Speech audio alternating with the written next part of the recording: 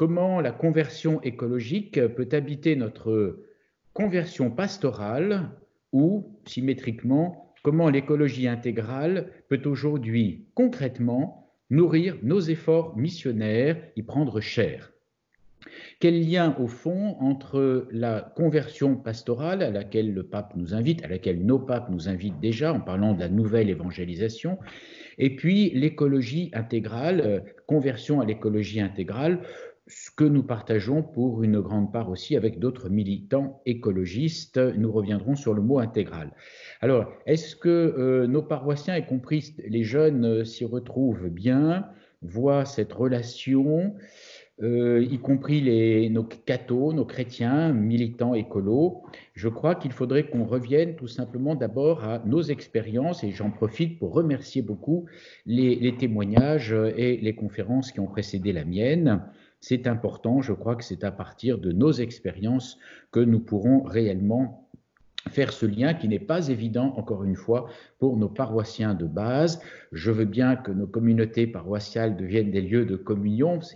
C'est pas nouveau, c'est depuis les Actes des Apôtres que nous le souhaitons. L'enjeu n'est quand même pas gagné vu les différentiels d'âge. Et puis, on a très bien dit tout à l'heure comment concilier, au fond, deux urgences. Ça ne va pas de soi, nécessairement. L'urgence de la nouvelle évangélisation. Il faut quand même se rappeler que Saint Jean-Paul II en a parlé en 1979. Donc, en fait, d'urgence, ça fait quand même aujourd'hui plus de 40 ans. Et puis l'urgence de la tragédie écologique qui appelle pour chacun d'entre nous et collectivement aussi, y compris au niveau politique, une conversion écologique. Tout ceci me semble ne pas aller de soi, ce n'est pas une évidence en fait, si on essaie d'y réfléchir. Alors premier point, la conversion pastorale, on va peut-être essayer de redéfinir les choses telles que le pape François nous en parle. Se pose avant tout des questions basiques, au fond. C'est quoi une conversion? Voilà. Est-ce que ça va de soi? Est-ce que tout le monde sait ce que c'est qu'une conversion, une métanoïa pour parler grec? Qu'est-ce que c'est? Pourquoi? Comment? Je ne suis pas sûr que, en particulier pour nos croyants, y compris jeunes, ça va de soi. Beaucoup me disent régulièrement, c'est mon expérience, mais je suis converti. Oui, avancer, un chemin, parler d'itinéraire, de chemin de croissance, oui, mais je n'ai pas besoin de conversion, vous voyez hein. Tout le monde admet qu'il n'est pas parfait. Tout le monde admet, ne serait-ce que par modestie, qu'il a besoin de s'améliorer, mais qui peut dire j'ai besoin d'une conversion alors que peut-être il a rencontré le Seigneur à 20 ans, un grand choc, je suis déjà converti, m'ont répondu certaines personnes, voilà, je vais à l'église. Bon. Qu'est-ce qu'une conversion? Je renvoie à un discours très fondamental d'une force incroyable du 21 décembre 2020 du pape François à la curie romaine. Vous vous souvenez, il y a quelques années, il avait parlé des 15 maladies qui atteignent bien sûr uniquement les cardinaux romains. Vous comprenez ce que je veux dire. Alors, ce texte est majeur. Je le cite, « Ce temps que nous vivons n'est pas seulement une époque de changement, mais un véritable changement d'époque. » Ce n'est pas la première fois qu'il le dit. Je crois que c'est important qu'on le réentende. Nous sommes donc, poursuit le pape, dans l'un de ces moments où les changements ne sont plus linéaires, mais changements d'époque. Donc, quand on réfléchit à notre évolution précisément, pour le pape, c'est clair, il ne s'agit plus simplement aujourd'hui d'avancer sur un chemin. Voilà, normalement. Tout être humain, ne serait-ce que par l'âge, avance, progresse, etc. Non, il faut maintenant changer d'époque. Le changement n'est plus linéaire. Il constitue des choix qui transforment rapidement notre mode de vivre, de tisser des relations, de communiquer, de penser, de se comporter entre générations humaines et de comprendre et vivre la foi et la science. Alors, il poursuit, il arrive souvent de vivre le changement en se limitant à revêtir un vêtement nouveau et à rester en fait comme on était avant. Et il cite un auteur italien dans Le Guépard, « Si nous voulons que tout reste tel quel, il faut que tout change. » Voilà. Alors, le comportement, dit-il, sain est plutôt celui de se laisser interroger par les défis du temps présent et de les saisir grâce aux vertus de discernement, de parésie et d'hypomonée. Je vous rassure, je vais reprendre ces trois termes. Le changement, dans ce cas, assumerait un tout autre aspect d'éléments de contour, de contexte ou de prétexte, de paysage extérieur. Il deviendrait toujours plus humain et aussi plus chrétien. Il serait non plus un changement extérieur, mais accomplie à partir du centre même de l'homme, c'est-à-dire une conversion anthropologique. On me pardonnera cette citation un peu longue, mais je crois que c'est décisif parce que tout le monde a envie d'évoluer, tout le monde va faire un effort sur une question de bouteilles plastiques et autres, et on nous dit souvent que ça commence par là. En fait, si le pape nous parle de conversion, c'est que ça ne commence pas là, justement.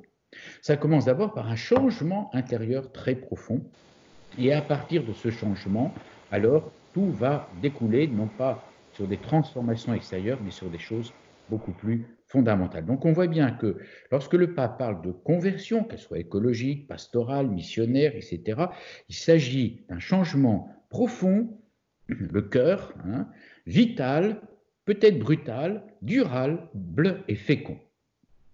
Alors, dans la joie de l'Évangile, je reviens maintenant à ce texte que nous connaissons bien, qui est fondateur, le pape nous dit que toutes les communautés feront en sorte de mettre en œuvre les moyens nécessaires pour avancer sur le chemin d'une conversion pastorale et missionnaire qui ne peut laisser les choses comme elles sont. Voilà. Et il poursuit au paragraphe 27, « J'imagine un choix missionnaire capable de transformer toute chose afin que les habitudes, les styles, les horaires, le langage et toute la structure ecclésiale deviennent un canal adéquat pour l'évangélisation du monde actuel, plus que pour l'autopréservation. » Voilà, et il ajoute la réforme des structures, on en parle beaucoup dans nos églises, voilà, participation des laïcs, etc. Mais au fond, si on y réfléchit un petit peu, je suis très touché par le message du pape, en fait, de conversion, il s'agit toujours la même chose, il s'agit de réformer nos structures. Mais le pape nous dit tout à fait autre chose, il ne dit pas de commencer par là. Voilà. Tout changement de structure ne peut se comprendre qu'en ce sens, faire en sorte qu'elles deviennent toutes plus missionnaires, que la pastorale ordinaire en toutes ses instances soit plus expansive et ouverte. Et il rajoute cette expression que nous connaissons bien aujourd'hui, il faut que les agents pastoraux soient en constante attitude de sortie. Voilà. Donc, et il reprend Jean-Paul II qui nous dit que tout renouvellement dans l'Église doit avoir pour but la mission afin de ne pas tomber dans le risque d'une Église centrée sur elle-même. Alors, c'est beaucoup plus profond qu'on ne le pense. C'est-à-dire qu'en fait, la conversion, le mot conversion, que je viens un peu de secouer avec le pape François, nous ramène à quelque chose d'extrêmement profond et il faudrait peut-être se convertir sur ce point, c'est-à-dire que ce que j'entendais moi par le mot conversion, quand j'entendais chez d'autres, ou même dans le Christ, il y a 2000 ans, convertissez-vous car le royaume de Dieu est proche. Alors, je reprends une phrase que le pape vient de nous donner dans ce discours à la curie romaine du 21 décembre, très important. Comment se convertir, au fond ? On a compris, c'est un changement radical qui doit pas simplement être étouffé par une mode. C'est pas simplement on se lève le matin en forme en se disant tiens aujourd'hui je vais être écolo, c'est quelque chose de beaucoup plus radical. Mais alors comment se convertir ? Parce que si j'ose dire que ce soit une conversion religieuse, conversion écologique, une conversion pastorale et missionnaire, de toute façon, nous n'en sommes pas totalement les maîtres. J'insiste sur cet aspect. On ne peut pas simplement le matin se dire, tiens, aujourd'hui, hop, je me convertis. Voilà, c'est souvent d'abord une grâce de Dieu, un don, la rencontre de personnes, d'un événement brutal qui provoque tout cela. Alors, il y a quand même une piste qui me semble être ouverte par le pape. Le comportement sain, vient-il de nous dire, est plutôt celui de se laisser interroger par les défis du temps présent, et de les saisir grâce aux vertus de discernement, de parésia et d'hypomonée. Voilà, fin de citation. Alors, je vais reprendre ça. Interroger par les défis du temps présent, c'est ce qui nous dispose à une conversion, quelle qu'elle soit. Bon, ces défis nous interrogent et il faut que nous soyons réellement interrogés. Il y a peu, je participais, c'était assez intéressant, à une rencontre interreligieuse au niveau de Strasbourg. À côté de moi, il y avait le responsable local du bouddhisme et lui contredisait carrément ce mot de défi. Il dit mais pourquoi toujours parler de défi ? Voilà, c'est pas leur spiritualité. C'est très intéressant de voir que les religions ne sont pas semblables dans leur positionnement par rapport aux défis. Alors, et ces défis qui nous interrogent et qui sont imbriqués les uns dans les autres. Et là, je tiens à souligner une chose, on en a déjà un petit peu parlé, c'est que le défi écologique n'est pas le seul présent. Et qu'une conversion écologique qui ne tienne pas compte, par exemple, d'un défi démographique ou d'un défi technologique, va se trouver finalement à côté de la plaque. Alors, je vous parle rapidement de ces trois défis. Alors, il y a le défi écologique. Chacun ici est tout à fait concerné. Il y a des gens qui en savent beaucoup plus que moi, bien sûr. Le défi démographique, qu'on ne peut pas oublier, parce qu'évidemment, l'un et l'autre sont liés.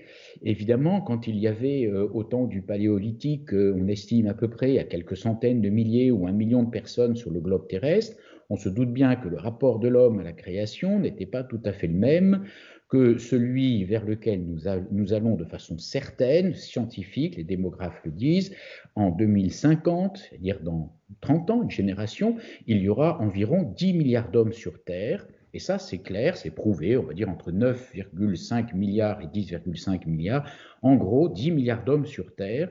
Comment fait-on pour les nourrir, pour vivre avec autant de personnes qui vont dans un mouvement aujourd'hui de concentration urbaine, qui vont évidemment être les uns sur les autres.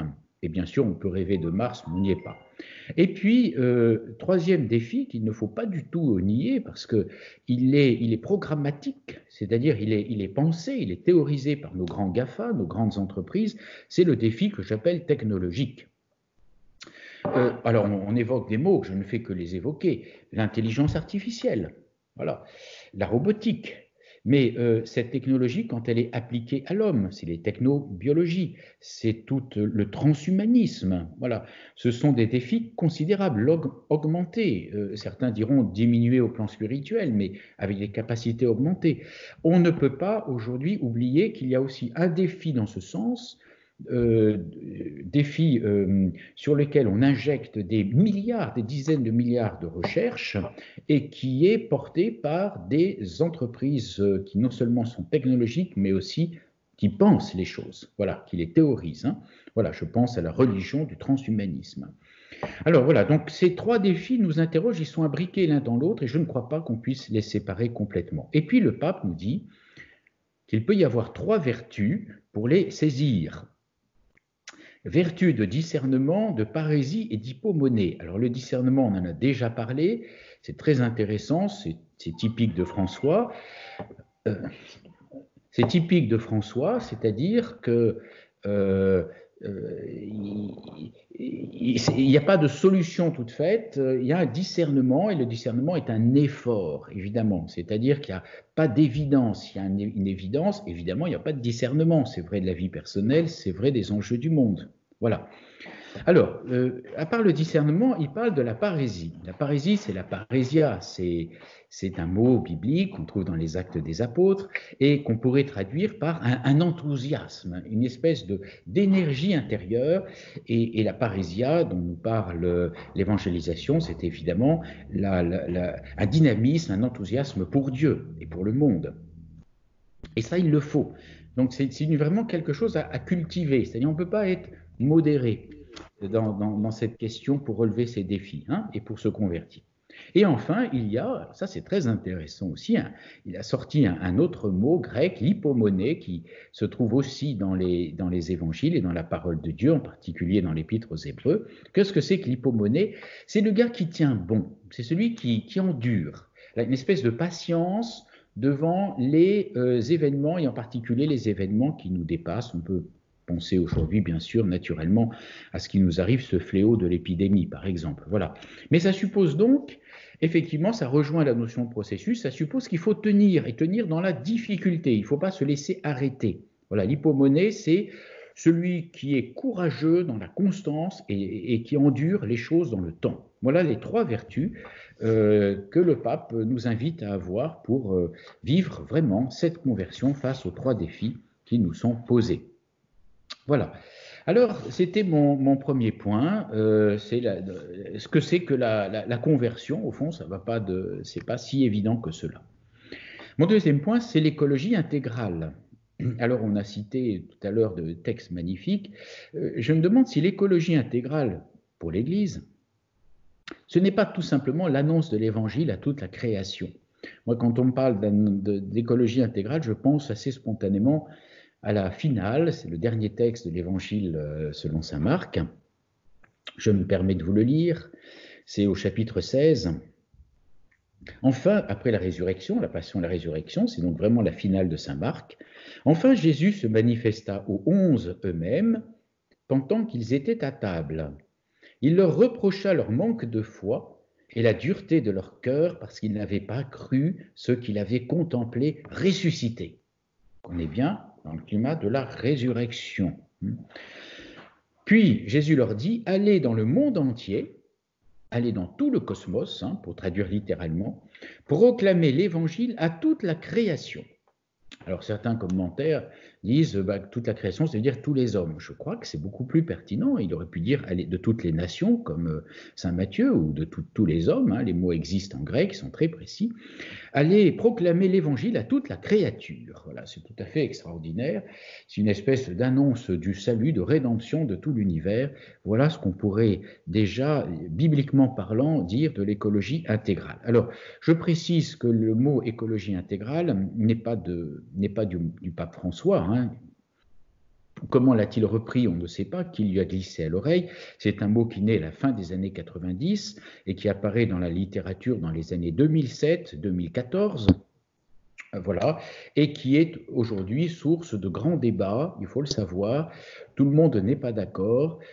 Entre évêques, nous sommes à peu près cohérents sur le mot écologie intégrale. Il faut savoir que certaines personnes, militants écologistes, nous reprochent en disant on vous suit sur le mot écologie, on ne vous suit plus sur le mot écologie intégrale, dans ce sens qu'ils y lisent une sorte d'intégrisme où on est rapporté tout de suite, on pourrait en discuter, aux questions de biologie humaine, d'écologie humaine, c'est-à-dire au fond de nature humaine dans le respect de la vie.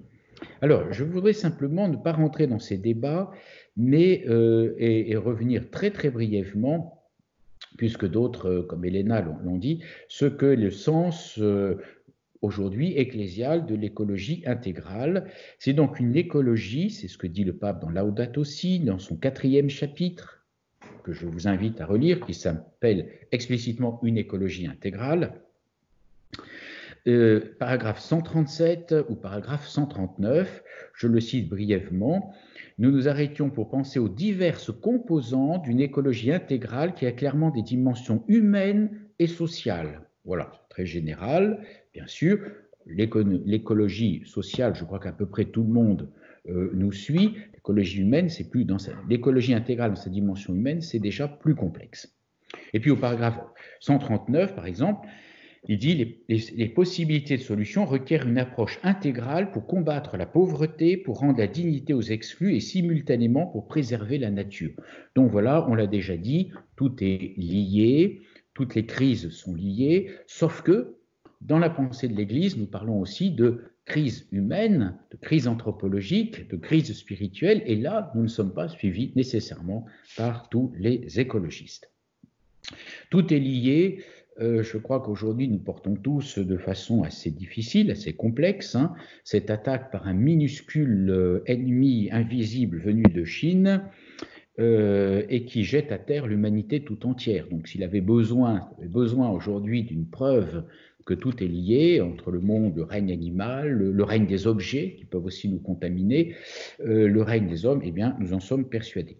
Alors, pour avancer dans ma réflexion sur l'écologie intégrale, je me permets quand même des questions que j'ai d'ailleurs posées à l'une des plumes de celui qui a aidé le Saint-Père à rédiger cette encyclique Laudato Si, et il n'a pas su y répondre. Sommes-nous encore, même avec Laudato Si, sur une vision vraiment intégrale de l'écologie ? Je pose la question parce que je suis sensible à d'autres dimensions qui n'apparaissent quasiment pas ou très peu dans Laudato Si ou dans nos réflexions. J'interpelle nos auditeurs, c'est une réflexion. On parle de l'écologie au sens plutôt aujourd'hui de la nature, y compris de la nature humaine, une atteinte à la nature, avec un grand N, ou la nature humaine, ou la nature sociale de l'homme, mais pourquoi ne parle pas plus davantage aussi, par exemple, d'une écologie du temps ? n'est-ce pas? C'est-à-dire qu'en fait, tout est lié, et si le temps, nous n'avons pas le temps d'être écolo, eh bien, ça ne marchera pas plus, quelle que soit notre conversion. Voilà. Qu'est-ce que nous faisons de notre temps? Comment notre temps est-il utilisé pour des relations? Vous voyez? Or, en fait, le temps est bien plus fracturé et pollué aujourd'hui que ne l'est l'espace. Donc, il y aurait, vous voyez, dans une écologie intégrale, à peut-être encore plus élargir aujourd'hui, dans le sens d'ailleurs du temps qui prime sur l'espace, hein, c'est le pape François qui le dit. Il y aurait peut-être à réfléchir. Il y aurait peut-être aussi à réfléchir dans une écologie intégrale, même si ça rejoint un petit peu par les questions de spiritualité, une notion de la nature qui ne soit pas une notion occidentale, c'est-à-dire matérialiste. Voilà. Là aussi, il y a des continents entiers, c'est-à-dire une énorme part de l'humanité, je pense une majorité de l'humanité, n'a pas la même conception matérialiste de la nature que nous. Voilà. Donc, quand il parle des arbres et de la forêt, il parle aussi des esprits. Ce sont des visions qui sont peut-être aujourd'hui culturellement peu intégrées dans nos discours catholiques. Bon. Alors, enfin, deux autres points. Il m'est donné encore un petit peu de temps, ça va? Je voudrais parler, donc, aller un peu plus dans le concret aujourd'hui. Cette conversion écologique peut-elle nous conduire à des conversions donc pastorales dans nos façons de prêcher, de parler, de vivre ensemble en Église? Alors j'ai deux points, une conversion que j'appelle humaine et une conversion que j'appelle chrétienne, qui est évidemment liée. Le chrétien est un homme, mais tous les hommes ne sont pas des chrétiens. C'est-à-dire, je veux dire, tous les hommes ne sont pas des croyants. Et nous pouvons partager néanmoins, je me réfère à Laudato Si, un certain nombre de conversions écologiques qui peuvent changer nos visions pastorales, mais qui sont aussi partageables en dehors de nos croyances, de nos dogmes et de nos pratiques. Voilà. Alors, je me permets sur ce thème quand même, en parlant de conversion humaine, parce que c'est ce que nous partageons avec tous nos frères d'humanité. Hein, d'abord, nous partageons une même condition humaine, une même nature humaine, avec qui que ce soit. Je me permets de faire la remarque suivante, c'est que, quelles que soient les différences culturelles et religieuses, aucune religion, aucune spiritualité n'a su vraiment empêcher cette attaque du cosmos, du monde et de l'homme, hein, cette attaque, voire une destruction au moins partielle. C'est quand même assez intéressant comme repère, hein, alors que nous avons, parce qu'il y a une espèce de modèle hein, de possession qui s'est imposé un petit peu à tous. Alors, je pourrais comme ça sortir quelques éléments de Laudato Si vous me le permettez. Premier élément de cette conversion humaine, donc encore une fois partageable par tous nos frères humains en dehors de la foi, c'est le paragraphe 155, retrouver un sens très particulier du corps. Et qu'on ne me dise pas que ce n'est pas d'importance pastorale pour nous. Je pense que dans la religion chrétienne, dans notre vécu pratique, le corps a extrêmement peu d'importance aujourd'hui. Je ne dis pas dans notre théologie. Dieu s'est incarné, donc devrions avoir une religion du corps. Aujourd'hui, si on veut parler d'une spiritualité liée au corps, on pensera évidemment au yoga, mais pas à la voie chrétienne. Voilà. Alors, par exemple, le pape nous dit au paragraphe 155, il faut reconnaître que notre propre corps nous met en relation directe avec l'environnement et avec les autres êtres vivants.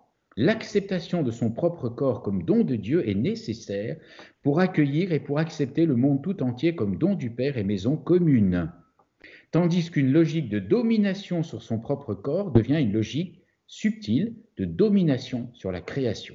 Très intéressant. Vous voyez, il y aurait un point là que je ne développe pas, mais qu'on pourrait faire toute une conférence. C'est par le corps, en effet, que je rentre en contact, en communion avec tout ce qui est extérieur.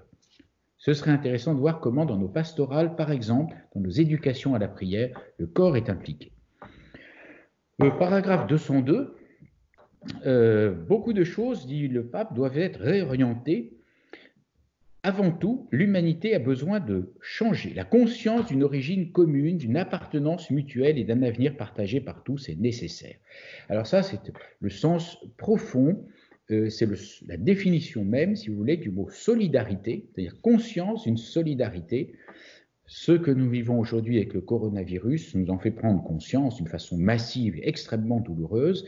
Mais est-ce que tout homme a vraiment conscience qu'on a une origine commune et qu'en même temps nous avons une destinée commune? C'est le sens de solidarité, pas au sens de partage, c'est le sens faible du mot solidarité, mais au sens où nous avons un destin commun, nous sommes dans le même bateau.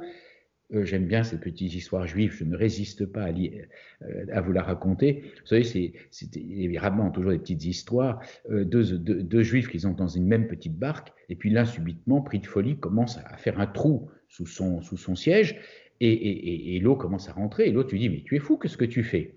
Et le premier lui dit, mais que t'importe, puisque de toute façon, c'est sous mon siège. Voilà, donc, tout est dit. Donc, deuxième point, une espèce de conscience de solidarité qu'on ne s'en sortira qu'ensemble et où on périra ensemble. Solidarité. Point 214 de Laudato Si, dit le pape, j'espère aussi que nos séminaires et maisons religieuses de formation, on éduque à une austérité responsable, à la contemplation reconnaissante du monde, à la protection de la fragilité des pauvres et de l'environnement. Voilà, c'est-à-dire que dans la conversion humaine, est-ce qu'il y a cette vertu d'éducation dans tous ces aspects d'austérité, de contemplation du monde? Je n'y reviens pas, ça a été développé, c'est essentiel. Protection de la fragilité des pauvres et de l'environnement, c'est-à-dire est-ce que nos systèmes éducatifs, voilà, sont-ils en place? Il y aurait là aussi, au niveau de la catéchèse, par exemple, dans une dimension strictement pastorale, à beaucoup travailler. Alors, et puis 215, pour terminer sur ce point de la conversion humaine, il ne faut pas négliger la relation qui existe entre une formation esthétique appropriée et la préservation de l'environnement, c'est-à-dire prêter attention à la beauté, à l'aimer, et nous aider à sortir d'un pragmatisme utilitariste. Voilà, quand quelqu'un n'apprend pas à s'arrêter pour observer, évaluer ce qui est beau, il n'est pas étonnant que tout devienne pour lui l'objet d'usage et d'abus sans scrupule. Donc là encore, nous sommes au niveau de l'éducation à la beauté, à la contemplation, et le pape a raison, si on ne fait pas ça concrètement, y compris dans nos pastorales, eh bien, nous ne nous en sortirons pas. Enfin, le dernier point que j'aimerais aborder avec vous, il est plus spécifiquement pastoral, mais encore une fois, je crois qu'il n'y a pas de conversion chrétienne s'il n'y a pas d'abord une conversion humaine. Voilà. Alors sur la conversion proprement chrétienne, j'ai cueilli, si vous voulez, pour vous glaner un certain nombre de paragraphes de Laudato Si, à partir du paragraphe 216, on peut dire pratiquement jusqu'au paragraphe 237. Il y a quelques éléments qui pourraient nous aider à réfléchir à la mise en œuvre pastorale de cette conversion écologique. D'abord, une spiritualité écologique, c'est le pape qui le développe. Je veux proposer aux chrétiens, donc là il s'adresse bien aux chrétiens, quelques lignes d'une spiritualité écologique qui trouvent leur origine dans des convictions de notre foi. Donc là, nous sommes très clairement sur un donné de croyants. Car ce que nous enseigne l'Évangile a des conséquences sur notre façon de penser, de sentir et de vivre. Voilà. Il ne s'agit pas de parler tant d'idées, mais surtout des motivations qui naissent de la spiritualité pour alimenter la passion, il a ce mot, c'est faux, la passion de la préservation du monde. Alors, paragraphe 216, il poursuit sa réflexion de la façon suivante. La crise écologique est un appel à une profonde conversion intérieure, d'une conversion écologique qui implique de laisser jaillir toutes les conséquences de leur rencontre avec Jésus-Christ sur les relations avec le monde qui les entoure. Voilà, donc là, on est vraiment au cœur de la conversion spirituelle et religieuse, cette rencontre avec Jésus-Christ qui doit jaillir sur les relations avec tout le monde qui nous entoure et bien sûr notre prochain. Alors, je vous renvoie aussi, sans y insister, sur le paragraphe 221 qui peut être utile si nous faisons de la catéchèse et autres. C'est les diverses convictions de notre foi qui aident à enrichir le sens de notre conversion écologique. Voilà, par exemple le fait que Dieu est créateur, l'assurance que le Christ a assumé le monde matériel, puisqu'il non seulement il s'est incarné, mais il est ressuscité, voilà, etc., etc. Donc nous avons vraiment dans notre dogmatique chrétienne des éléments très forts qu'il faudrait peut-être reprendre, développer dans notre catéchèse. Le paragraphe 222, la spiritualité chrétienne propose une autre manière de comprendre la qualité de vie, encourage un style de vie prophétique et contemplatif. Voilà. Alors, donc c'est une spiritualité chrétienne, nous sommes vraiment au cœur d'une spiritualité chrétienne, hein, voilà, un style de vie prophétique et contemplatif. Alors, il développe ça dans ce paragraphe 222. Et puis, de 226, et je crois que ça c'est très important au moment où nous avons entre guillemets une concurrence, hein, mais une concurrence qui n'est pas si mauvaise que ça, qui doit nous réveiller, avec d'autres courants de méditation. Voilà. Il y a certains ouvrages et certains auteurs qui connaissent un succès formidable aujourd'hui, y compris au niveau des jeunes, nous proposant aujourd'hui une voie d'humanité par la méditation. Pas nécessairement une méditation à connotation religieuse, j'entends bien. Alors, le paragraphe 226, le pape nous invite à une attitude du cœur qui vit tout avec une attention sereine, qui sait être pleinement présent à quelqu'un sans penser à ce qui vient après. Voilà. C'est très important, cette espèce d'attention qui est faite de concentration, au fond, sur la qualité de la relation, la qualité d'un beau paysage. Voilà, j'ai devant moi pas seulement une caméra et un écran, j'ai aussi le palais du gouverneur militaire de Strasbourg qui me fait face de l'autre côté de la rue. Voilà. Jésus, disait-il, nous enseignait cette attitude quand il nous invite à regarder les lys des champs, les oiseaux du ciel. Voilà, ou quand en présence d'un homme inquiet, il fixa sur lui son regard et il l'aima.